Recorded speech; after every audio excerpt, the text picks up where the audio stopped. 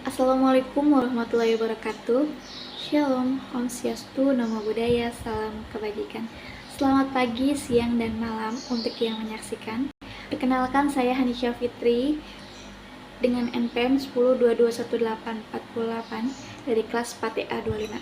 Pada kesempatan hari ini, saya akan mempresentasikan hasil tugas saya dari mata kuliah Manajemen Risiko dengan submateri Risiko Kredit. Maka dari itu, untuk mempersingkat waktu, mari kita mulai presentasinya. Manajemen risiko pada submateri risiko kredit. Sebelum kita memasuki inti dari materi risiko kredit, kita perlu tahu bahwa di dalam suatu bank itu terdapat tiga fungsi. Yang pertama ada tabungan. Tabungan di sini merupakan penyimpanan dana nasabah di bank. Yang kedua, pinjaman. Pinjaman adalah dana yang disalurkan bank kepada masyarakat untuk berbagai keperluan.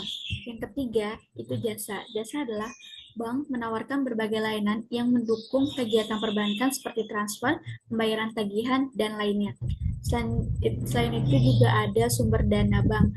Yang pertama, pihak pertamanya itu merupakan modal itu sendiri.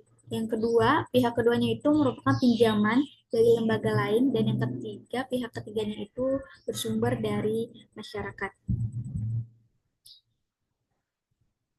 Pada kesempatan kali ini kita membahas di fungsi bank yang kedua, yaitu berupa pinjaman. Di dalam pinjaman itu terdapat juga risiko kredit, yang dimana risiko itu merupakan bentuk ketidakpastian tentang keadaan yang terjadi di masa depan dengan keputusan berdasarkan pertimbangan pada saat ini.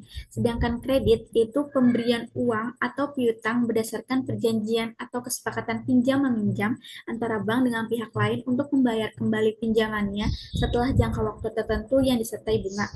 Dengan kata lain, risiko kredit itu terjadi jika peminjam tidak dapat memenuhi kewajibannya kepada bank pemberi dana, yaitu mengembalikan dana pada saat hari jatuh tempo. Selanjutnya, terdapat jenis-jenis kredit. Yang pertama itu berdasarkan tujuan penggunaannya. Ada kredit konsumtif dan kredit produktif. Apa itu kredit konsumtif dan kredit produktif? Yang pertama, kredit konsumtif itu kredit yang digunakan untuk membiayai pembelian barang dan jasa yang dapat memberi kepuasan langsung terhadap kebutuhan manusia. Sedangkan kredit produktif itu kredit yang digunakan untuk tujuan produktif, dapat menimbulkan faedah karena bentuk, tempat, waktu, maupun kepemilikan. Selanjutnya berdasarkan jangka waktunya.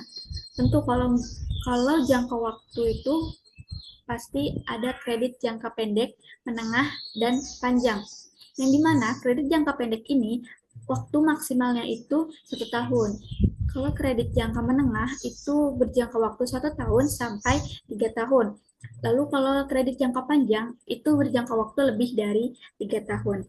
Kemudian berdasarkan jaminannya, terdapat kredit yang tidak memakai jaminan dan kredit dengan jaminan. Yang dimana kredit tidak memakai jaminan itu berdasarkan atas kepercayaannya saja. Selanjutnya, kalau kredit dengan jaminan, itu dengan jaminan kebendaan yang berwujud maupun jaminan yang tidak berwujud. Selanjutnya ada berdasarkan layanannya, yaitu ada retail, komersil, dan korporasi. Yang dimana retail ini ditunjukkan untuk individu atau orang rumah tangga. Peminjamannya itu kurang dari 5 miliar. Contohnya itu kayak kita kredit motor, mobil, maupun rumah. Kalau komersil ini ditunjukkan untuk bisnis kecil dan menengah, yang dimana peminjaman di antara 5 miliar sampai 50 miliar. Dan itu ada korporasi, itu ditunjukkan untuk perusahaan besar atau korporasi, yang dimana digunakan untuk kebutuhan modal kerja, investasi, dan lain-lainnya. Peminjamannya itu di atas 50 miliar. Selanjutnya juga, kita juga tidak asing dengan leasing. Leasing dan kredit ini mempunyai perbedaan, yang dimana kredit ini di bawah naungan bank, sedangkan leasing ini di bawah naungan finance atau LKBB, lembaga keuangan yang bukan bank. Selanjutnya juga ada perbedaan kredit ini, biasanya dia menghasilkan konsumsi pemilik customer-nya.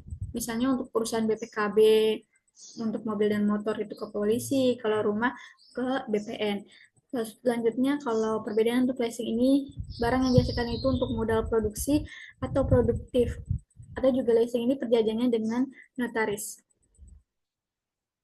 Kolektibilitas. Kolektibilitas ini istilah dalam dunia perbankan dan keuangan yang mengacu pada tingkat kemampuan debitur atau nasabah peminjamnya untuk membayar kembali kredit atas peminjamannya. Istilah ini sering digunakan dalam penilaian kualitas kredit oleh bank atau lembaga keuangan.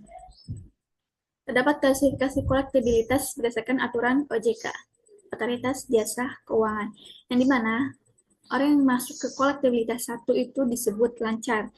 Pembayaran pokok dan bunganya itu tepat waktu dan tidak ada tunggakan. Selanjutnya ada kolektibilitas 2 dikatakan dalam perhatian khusus atau DPK, di mana nasabah peminjam ini mengalami ada keterlambatan kurang dari 90 hari. Dan ini biasanya masih bisa ditoleransi oleh bank, tapi perlu dipantau terus-menerus. Selanjutnya ada kolektibilitas 3 itu kurang lancar, di mana keterlambatannya itu 91 sampai 120 hari. Sudah mulai menunjukkan tanda-tanda masalah nih dari si nasabah peminjam. Kemudian ada kolektibilitas 4, yang mana dikatakan sebagai diragukan. Dia mengalami keterlambatan 121 sampai 180 hari. Kemungkinan di sini tuh gagal bayarnya cukup besar dari nasabah peminjam. Selanjutnya juga ada kolektibilitas 5, dikatakan ini sebagai macet, di mana keterlambatan itu lebih dari 180 hari yang dianggap ini nasabah peminjam ini adalah gagal bayar atau kredit dokumennya dari yang awalnya punya customer bisa jadi, bisa jadi harus melunasinya karena jika tidak dokumennya pun akan ditahan. Kita masuk ke macam-macam risiko kredit. Yang pertama ada risiko konsentrasi kredit.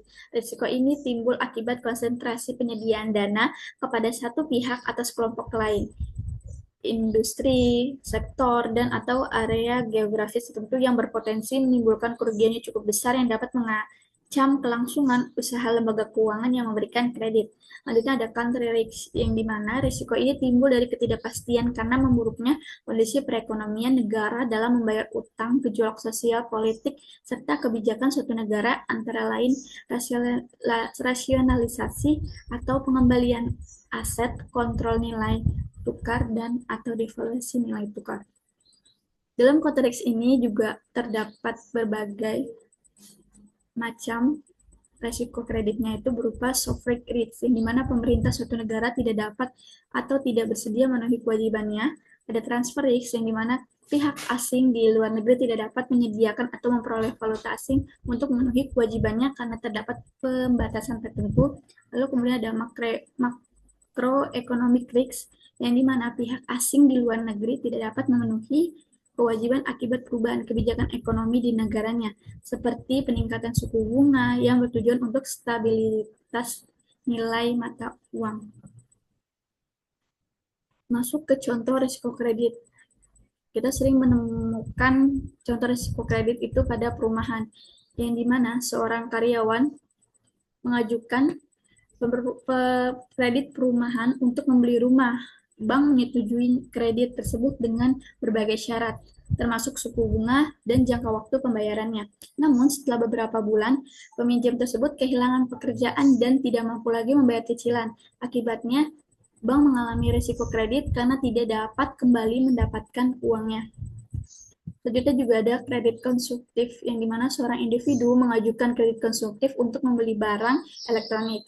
Bank menyetujui kredit tersebut, namun karena masalah keuangan yang tiba-tiba dari nasabah peminjam ini, individu tersebut tidak mampu membayar cicilannya. Bank tersebut mengalami risiko kredit. Sekian presentasi dari saya, kurang lebihnya mohon maaf. Wassalamualaikum warahmatullahi wabarakatuh.